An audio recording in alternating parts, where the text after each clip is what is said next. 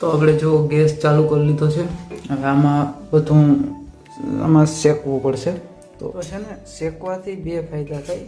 શેકવાથી મસાલો લાંબો ટાઈમ ટકી રહે છે અને એની ગુણવત્તા અને સુગંધ સારી આવે છે. આમાં ભેજનું પ્રમાણ રહી ગયેલું હોય ને તો ભેજ સુકાઈ જાય એટલે ગ્રાઇન્ડરથી ચૂરો કરવામાં હેલો પડે, દરવામાં બાઈક ને દરાઈ જાય. એટલે બધા મસાલા શેકી લીધા પછી આપણે ધીરે ધીરે એક એક વસ્તુને મિક્સરમાં દળવી ચાલુ કરી.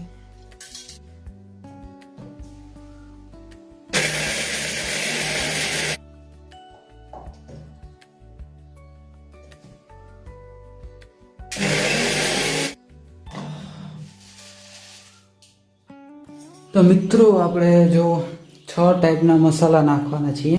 જો 1 2 3 4 5 6. શું થયું ખબર?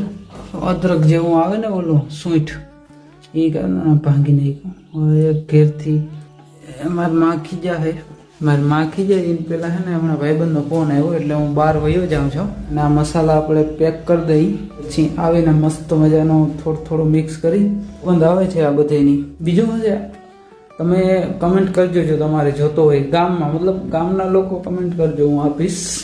ટ્રાય કરો તમે કેવો લાગે છે.